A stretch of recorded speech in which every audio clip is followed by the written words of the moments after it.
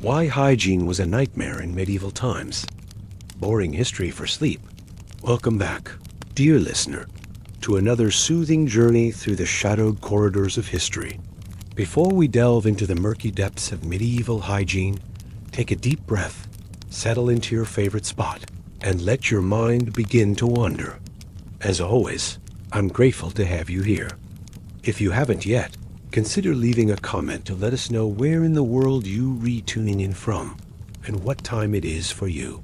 And if you're new, a warm welcome. Don't forget to subscribe and join our ever-growing community of nighttime historians and curious minds. Now, let's gently step into our tale. Imagine a bustling European town in the Middle Ages. Cobblestone streets lined through a maze of timber-bird houses. The sounds of clattering hooves, chattering merchants, and the clang of blacksmiths fill the air. But beneath this lively medieval symphony lurks something more unsavory to our modern senses. The overwhelming stench and grim reality of medieval hygiene. Tonight, we'll explore a world where cleanliness was a curiosity, not a custom. We won't judge or recoil in horror. Instead, we'll try to understand. These were people like us, trying to make sense of sickness, scent, and survival in a time before microscopes and medicine. Together, we'll tiptoe down waste-laden alleys, peer into steaming bathhouses, witness the regal efforts to mask royal odor, and even meet the humble heroes of hygiene, like washerwomen and barber surgeons. From Queen Isabella of Castile's legendary lack of bathing to the innovative, if brutal, techniques of medieval dentistry, our journey tonight will illuminate the everyday challenges of staying clean in an unclean world. So, snuggle up. Let the gentle rhythm of this historical lullaby ease your mind. And if, by morning, you awaken with a new appreciation for your soap, shower, and toothbrush well, that's just one more gift from the past. Let us begin, as so many medieval tales do, not with a villain, but with a missing idea, the very notion of germs. In a world that lacked our understanding of bacteria and viruses, medieval people had to rely on what they could see, smell, and feel. And what they felt, more often than not, was fear. Fear of sickness, of smells, of air that carried death itself. One belief reigned supreme, the theory of miasma. Bad smells, it was thought, were not just unpleasant, they were dangerous. Disease wasn't spread by unseen organisms, but by foul odors floating through the air. And in a medieval town, those odors were everywhere. Sewers, if they existed, were open channels that ran beside the streets. They gurgled with human waste, animal dung, and rotten food. Chamber pots were emptied from second-story windows with a shout of warning, if you were lucky. Rivers carried not only fish, but also the refuse of dye works, tanneries, and butcher shops. The air itself was heavy with decay. But to the people who lived there, this was simply life. They pinched their noses, held scented cloths to their faces, and moved through it all with the resignation of those who knew no alternative. Tonight, we will walk beside them. We will feel the squish of filth beneath our feet, the prickle of lice at our scalps, and the sting of soap made from lye. But we will also see ingenuity, resilience, and the slow, determined steps that led, eventually, to the clean, bright world we know today. Imagine now, stepping barefoot into the very heart of a medieval city. It's early morning. The sun filters weakly through a haze of chimney smoke, and the streets, if we dare call them that, are already alive with noise and motion. Children dart between livestock, merchants shout to one another across the marketplace, and the occasional clatter of hooves signals the approach of a noble on horseback. But beneath the lively surface lies a truth far less romantic. The streets are filthy, and not by accident. In these narrow alleys, waste is an ever-present companion. Human and animal excrement pools in the gutters.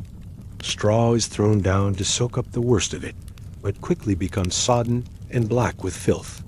Chamber pots are routinely emptied from upper windows into the street below, often with a shouted warning, Gardy-loo, giving the unfortunate passers-by mere seconds to seek cover. Most do not make it in time.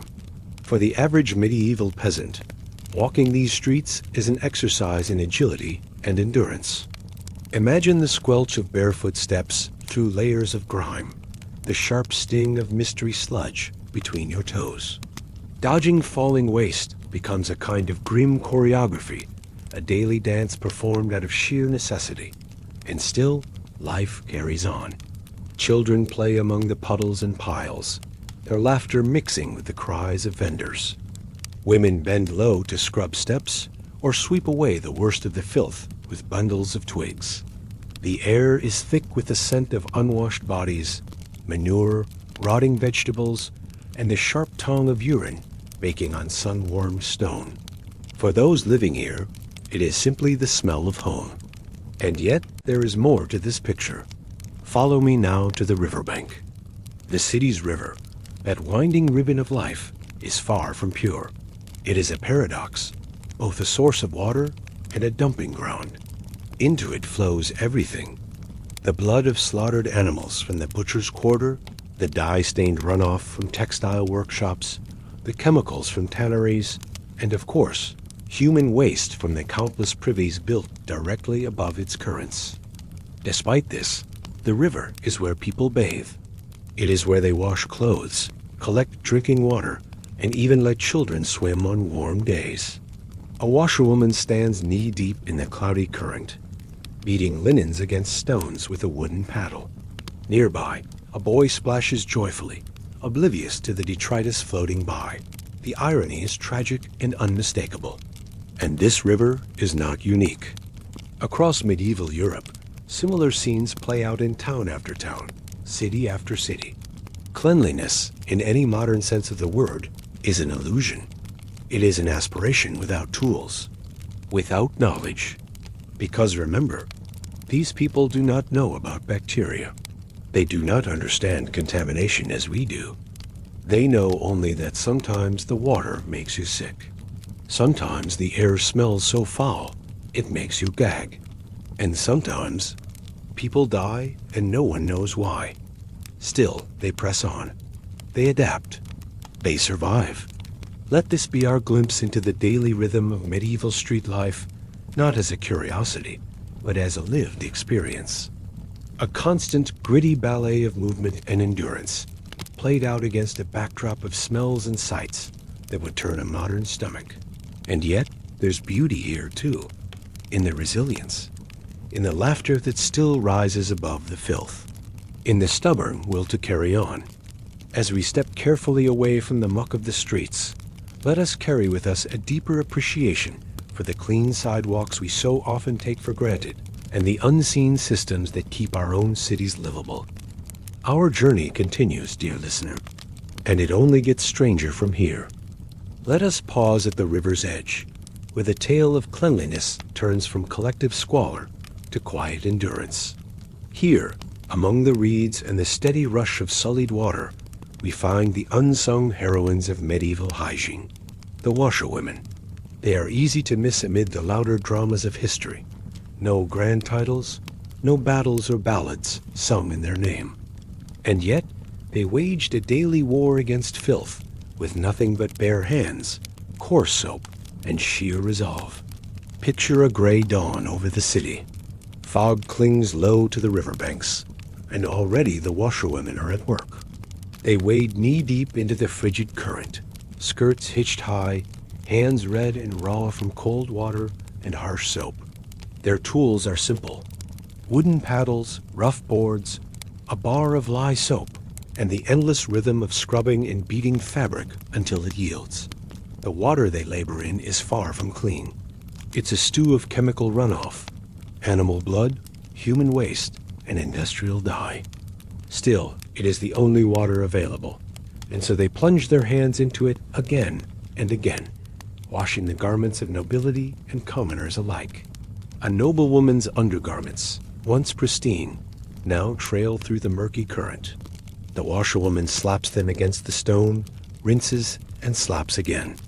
Around her, others do the same.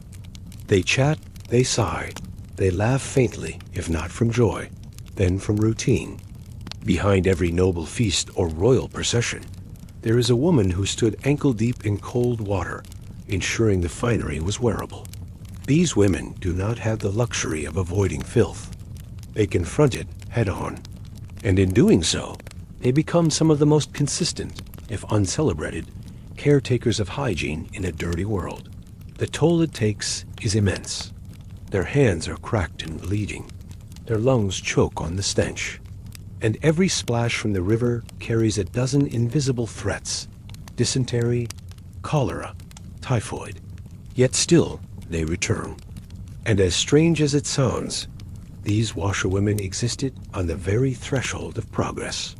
For while most people resigned themselves to grime, these women attempted, every day, to push back against it. Their labor was not merely practical, it was symbolic. Meanwhile, in the heart of some forward-thinking cities, whispers of change began to take form. In 12th century London, for example, the aptly named Great Drain was constructed a primitive sewer designed to channel waste away from populated areas. It was far from perfect, more ditch than drain, but it marked an important first step in the long road toward urban sanitation. Other towns began to follow. Underground sewers, waste collection points, rudimentary drainage systems, these were not widespread, but they hinted at a shift in consciousness, a recognition, however faint, that filth could be managed. But for the vast majority of medieval people, such innovations remained out of reach. Most would never see a sewer, never hear of a sanitation ordinance. For them, the daily reality was unchanged. Chamber pots emptied onto cobblestones, rivers choked with refuse, and clothing washed in water as foul as the garments themselves. Which brings us back to our washerwoman.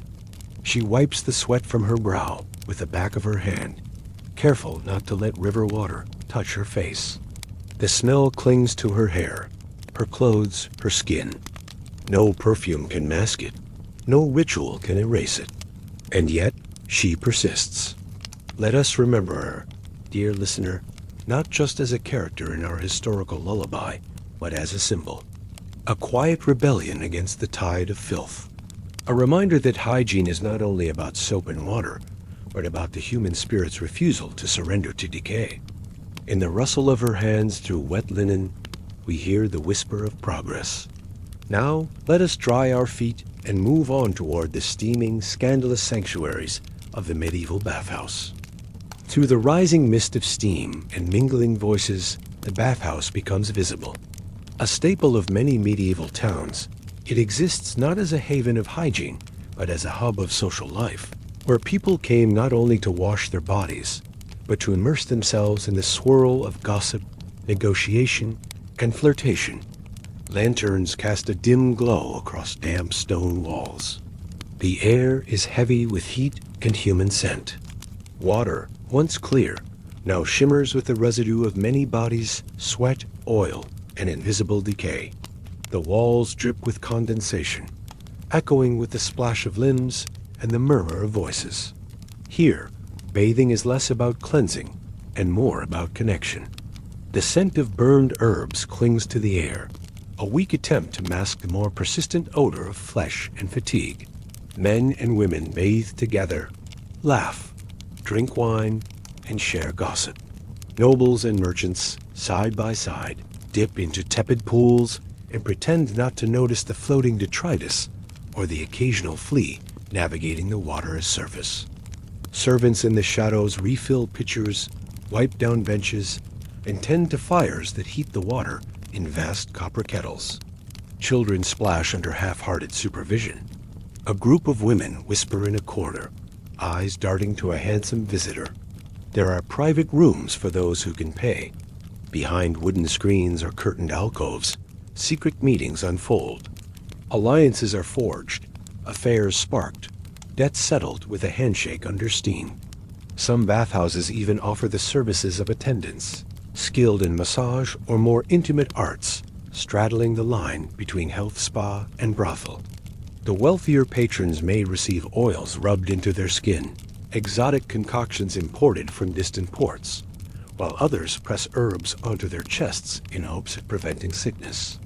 Food and drink flow freely. Trays of roasted meat and fresh bread pass from hand to hand. Goblets of spiced wine loosen tongues.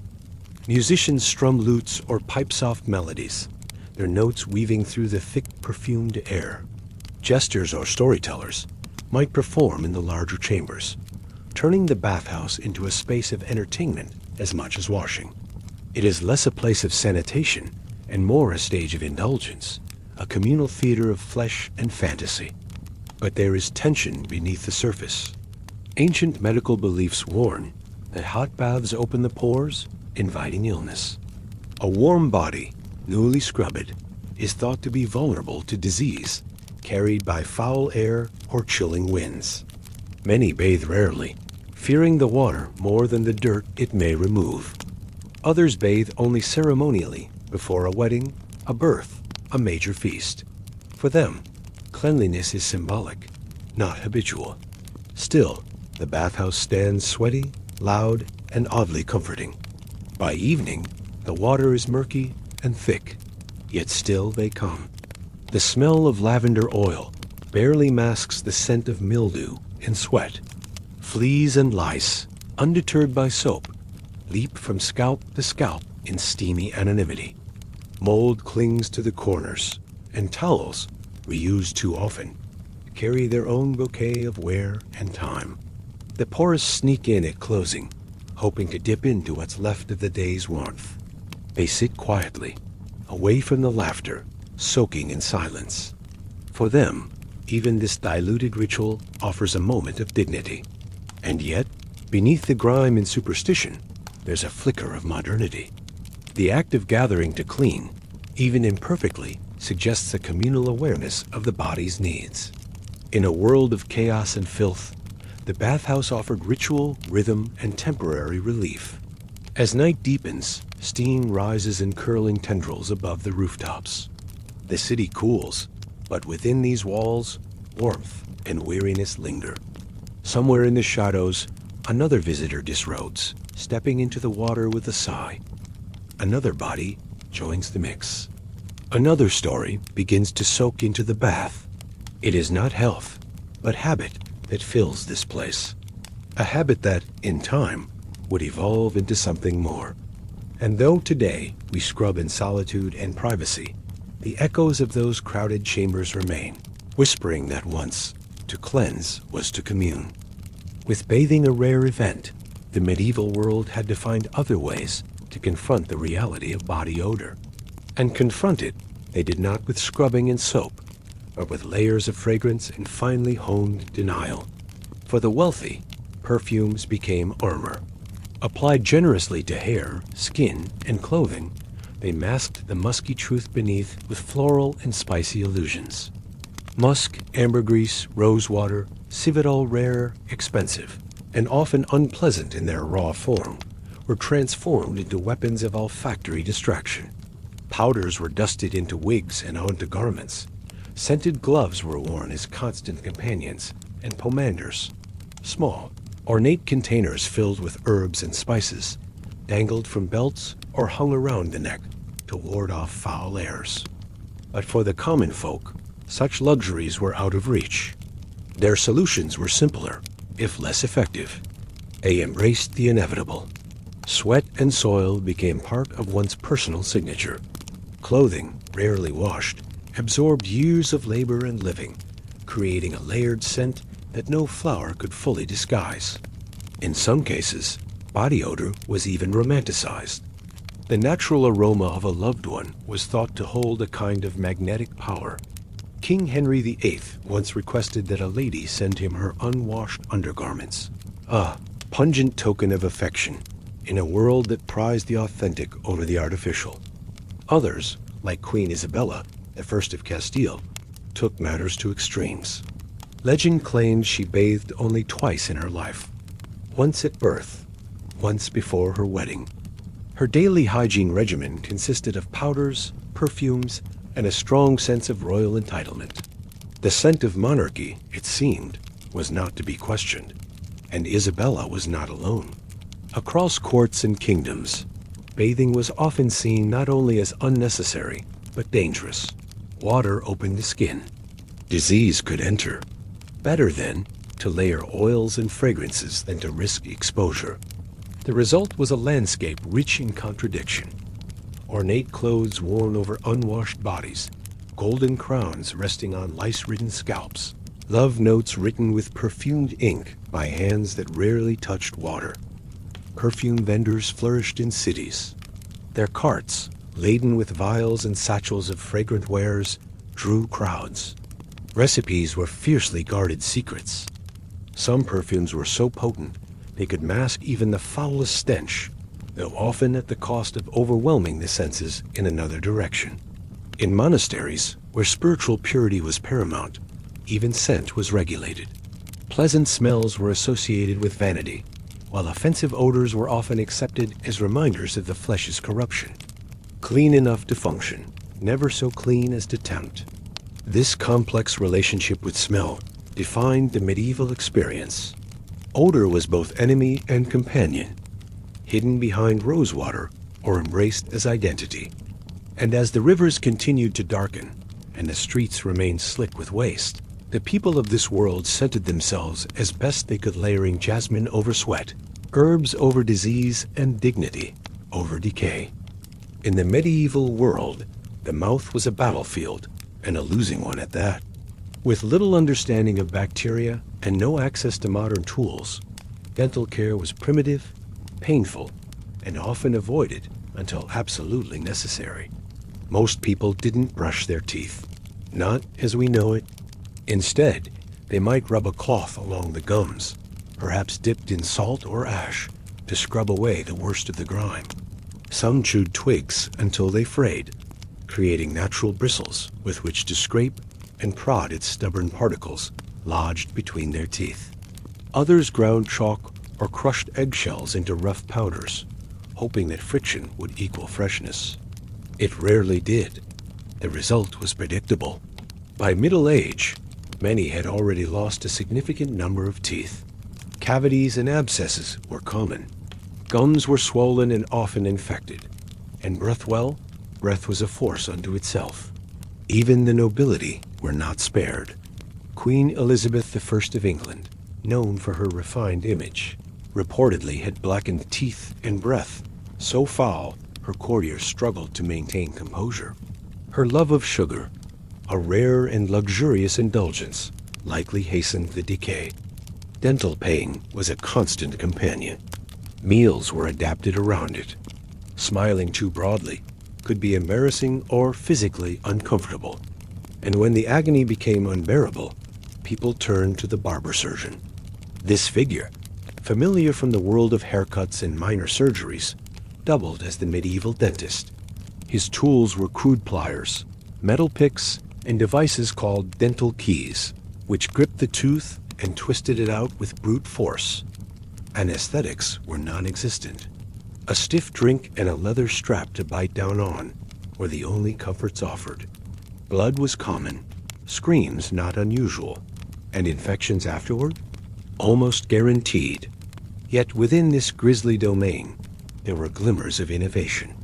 Some barber surgeons developed techniques for filing down jagged enamel or draining abscesses with heated implements. Others crafted rudimentary dentures from bone, ivory, or even the teeth of the recently deceased, held together with metal wires and worn more for appearance than function. Toothpicks became a mark of sophistication. Wealthy diners carried ornate versions, carved from wood, ivory, or silver. Using one delicately after a meal was a sign of breeding, though it did little to address deeper decay. Among the poor, such luxuries were rare. A loose tooth was a lost tooth. A toothache was endured until it could no longer be ignored. And yet, as with so many aspects of medieval hygiene, people adapted. They learned to chew with the remaining teeth, to soften foods with broth, to hide their pain behind tight-lipped expressions. The medieval mouth was not clean, but it was lived in, battled over, endured. And in the quiet bravery of enduring that daily pain, a small kind of dignity persisted, not in the gleam of pearly whites, but in the resilience behind the grimace. Hair in the medieval world was not simply a feature of vanity, it was a battleground. Not for fashion, though styles abounded, but for survival against an unrelenting enemy, lice. These tiny parasites were as much a part of daily life as bread and ale. They thrived in the warm, unwashed tangles of human hair, nesting, feeding, and multiplying with abandon. Nobles, peasants, clergy none were spared. The crown might gleam with jewels, but beneath it often lurked a colony of lice. For the wealthy, wigs offered a kind of refuge, albeit a temporary and deceptive one. These wigs, made from human or horsehair, were powdered and perfumed until they nearly suffocated under the weight of floral distraction. But the lice came anyway, burrowing into the linings and seams, emerging at the most inconvenient of times. King Louis XIII of France, for instance, reportedly suffered so severely that his attendants were known to find lice crawling from his wig onto their own clothes. His solution?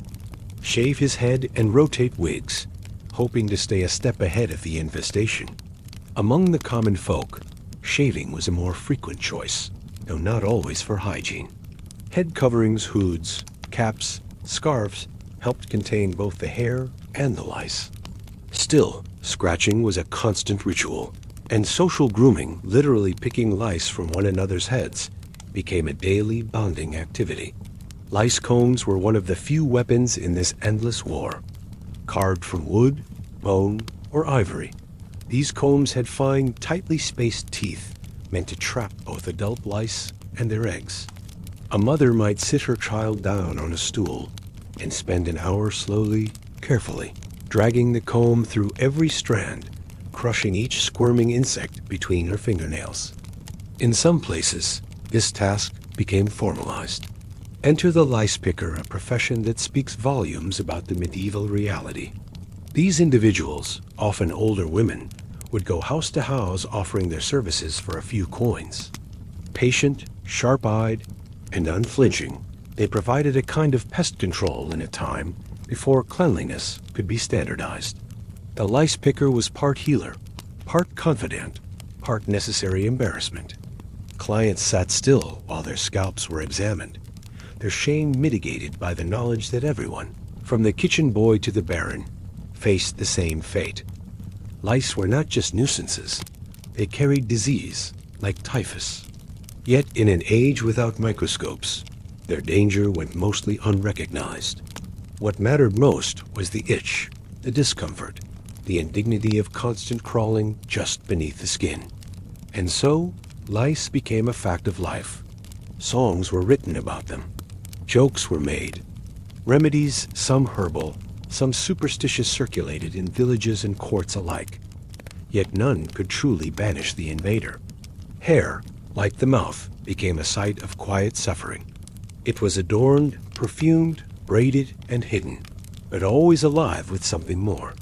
And in that struggle, there was again a strange kind of endurance. A quiet acceptance of the crawling, a shared burden across classes and customs. Another layer of humanity in a world that rarely smelled of roses. Another fight, bravely lost and always resumed. There are chapters in history so grim, so sweeping, that they leave a permanent scar across the collective memory. In medieval Europe, that scar has a name: the Black Death. The plague arrived like a whispered curse in the mid-14th century, riding silently in the fur of rats and the bellies of fleas. It slipped through ports, crept down trade roads, and embedded itself in the very breath of cities. Within months, it tore through the population, leaving devastation in its wake. The symptoms were unmistakable. First, a general sense of unease of fever, chills, nausea. Then, the appearance of buboes, painful, swollen lymph nodes in the neck, armpits, and groin, darkening and oozing as the infection worsened. As the disease progressed, the body blackened from internal bleeding, and the skin seemed to rot while life still clung to the bones.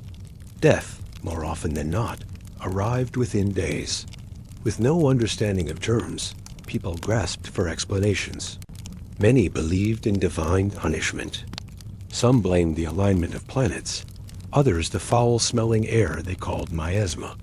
The true culprit, the bacterium Yersinia pestis, was invisible and unimaginable. Fear spread faster than the disease. Entire towns emptied overnight. Families abandoned the sick. Priests refused last rites. Doctors, powerless and terrified, fled the cities they once served. Markets closed. Fields went unharvested. Bells tolled endlessly. In places like Florence, chroniclers described carts rolling through the streets, piled with corpses. Grave diggers worked day and night until they too succumbed. Mass graves yawned open, swallowing the dead in silence. In some regions, up to 60% of the population vanished within a year. And still, there was no pause. People turned inward.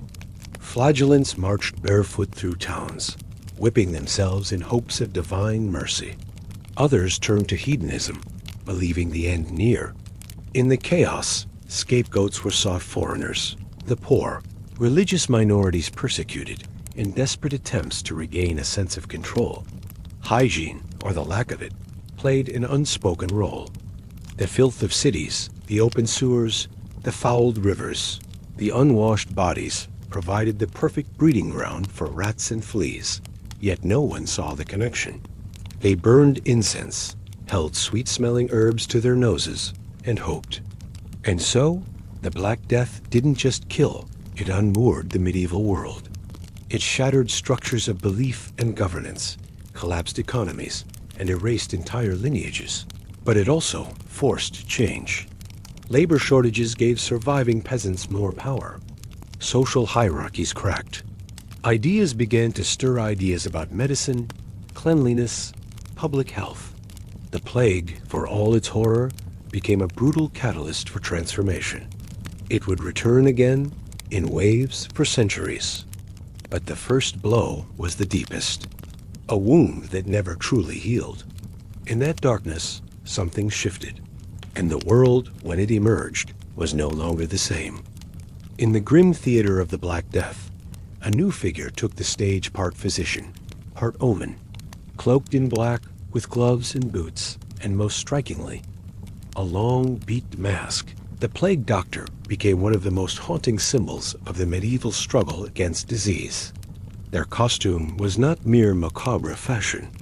It was an attempt, albeit misguided, to shield the doctor from the invisible threat of plague. The beak, stuffed with dried flowers, herbs, and spices, was designed to purify the air they breathed. Miasma theory, the prevailing belief, held that disease traveled through foul-smelling air. Sweet aromas, it was thought, could block or neutralize the poison. Glass lenses shielded the eyes.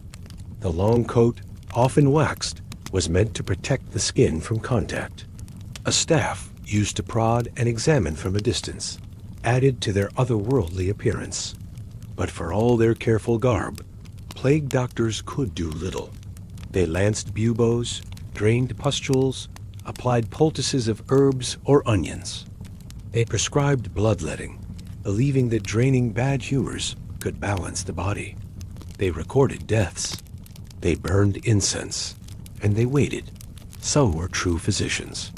Others were barely trained, hired in desperation by cities that could not afford to be choosy.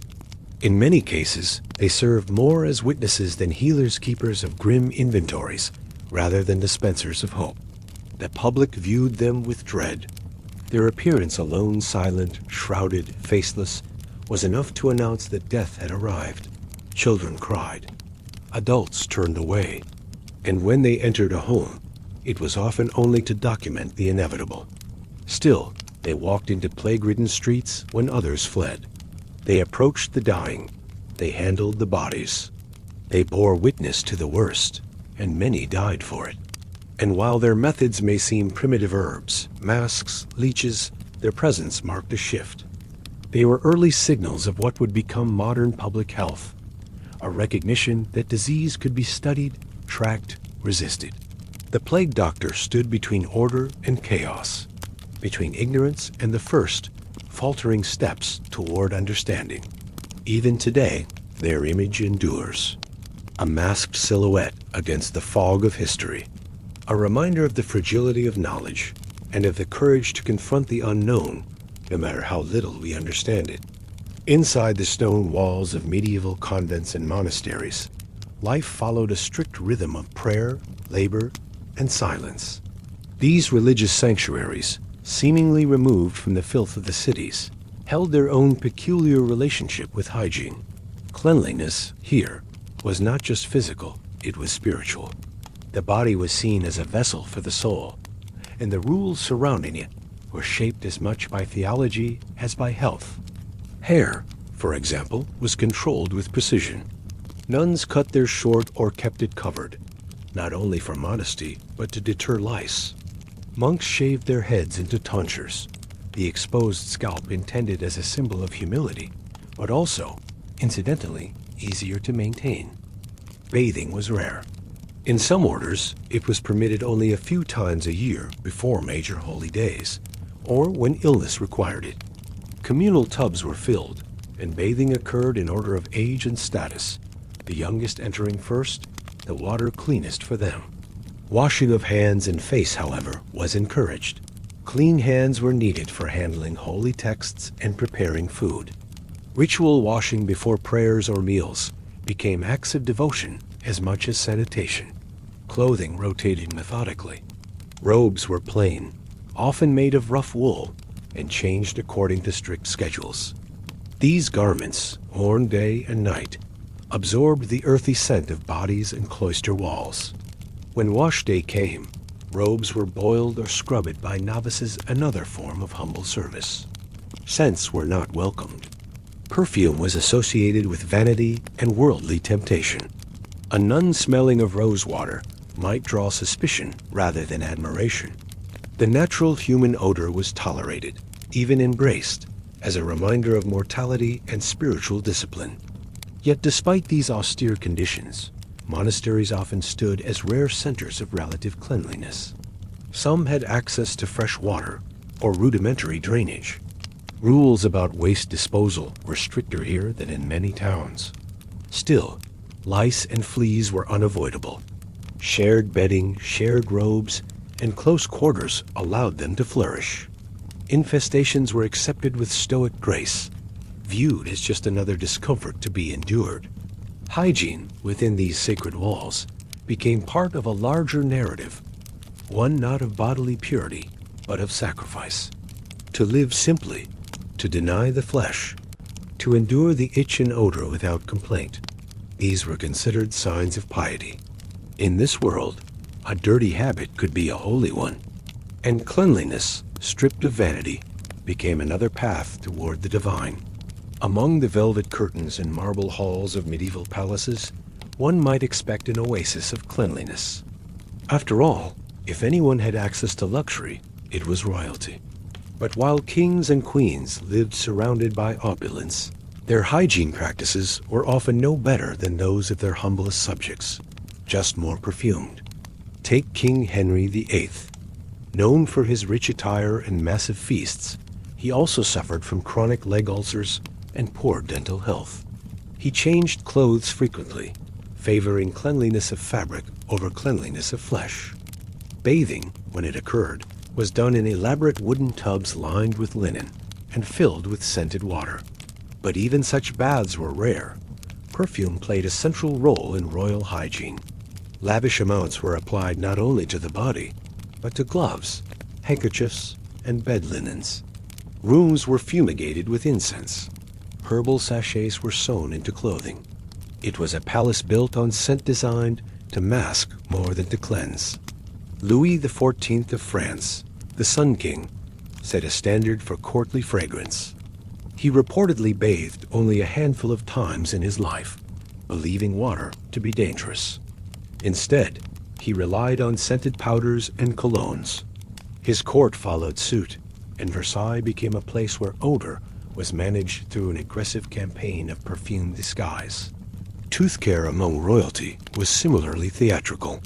Teeth were rubbed with cloths soaked in wine or vinegar, or scrubbed with pastes made from burnt bread, charcoal, or crushed herbs.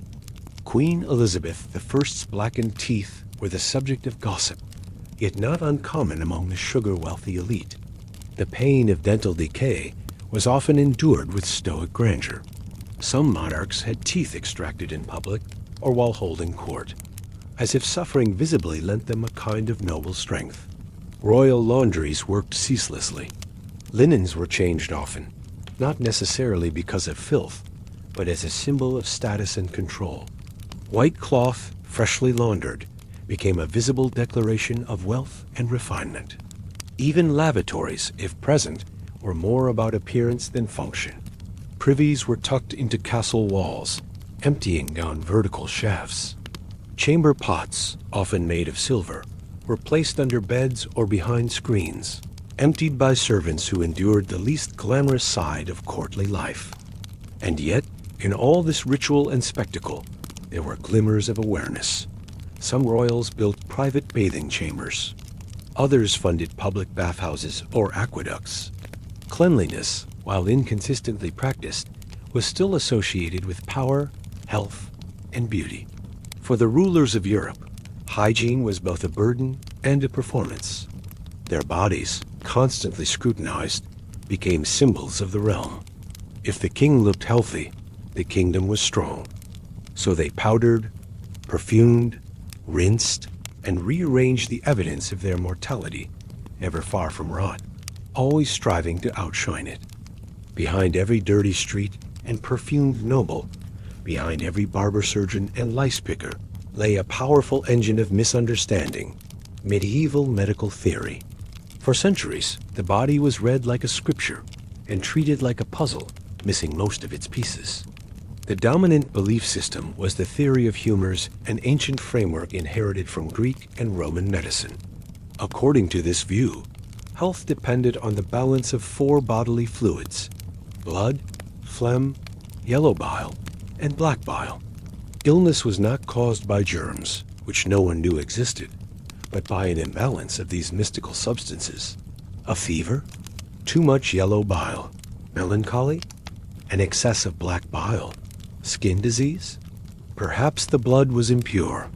Treatment aimed not at the cause, but at restoring balance.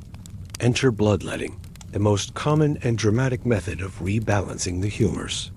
It was performed with knives, leeches, or cupping glasses. Veins were opened, and blood allowed to flow until weakness or fainting set in. It was thought to release excess heat, calm fevers, and purify the body. Barber surgeons became the primary practitioners of such techniques. Their shops smelled of iron and old bandages, their aprons spattered with old stains. They might set a broken bone in the morning, pull a rotten tooth at noon, and bleed a melancholic patient by afternoon. Herbal remedies drawn from monastic texts and folk traditions supplemented the cutting. Plants were assigned qualities hot or cold, wet or dry, and prescribed accordingly. A cooling herb might counter an excess of heat. A warming tonic could lift sluggish spirits. This system extended even to hygiene. Washing too often was feared to upset the humors by opening the body to dangerous airs. Strong odors were believed to disrupt internal balance. Cleanliness was not inherently good, but potentially dangerous. The miasma theory, another key belief, held that bad air caused disease. Swamps, open sewers, and decaying matter were seen as sources of pestilence, not because they bred bacteria, but because they smelled.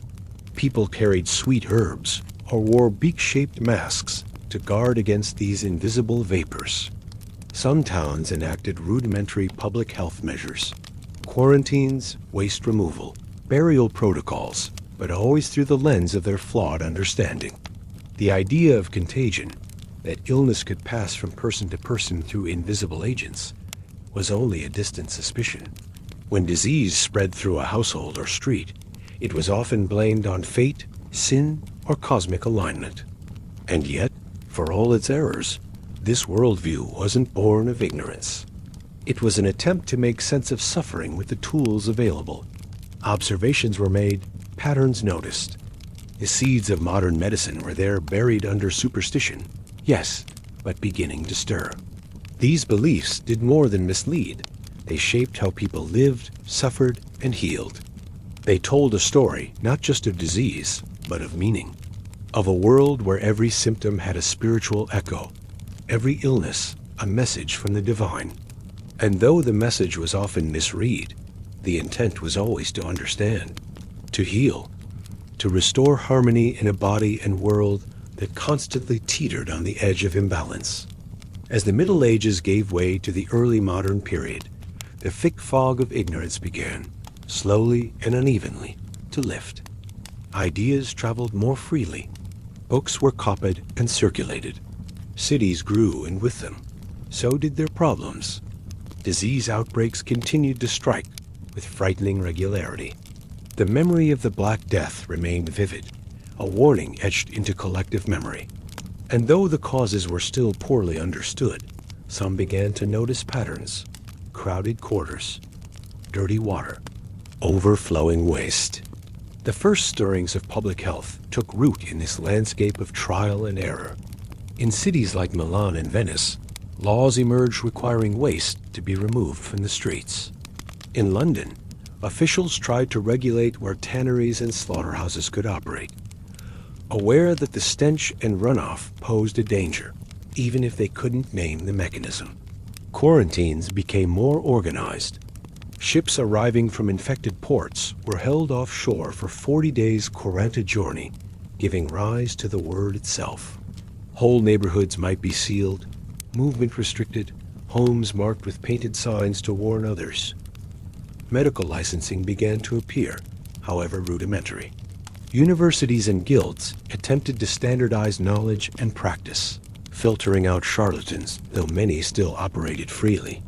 Bathhouses, once common, began to fall out of favor, not because people no longer valued cleanliness, but because public bathing became associated with immorality and contagion.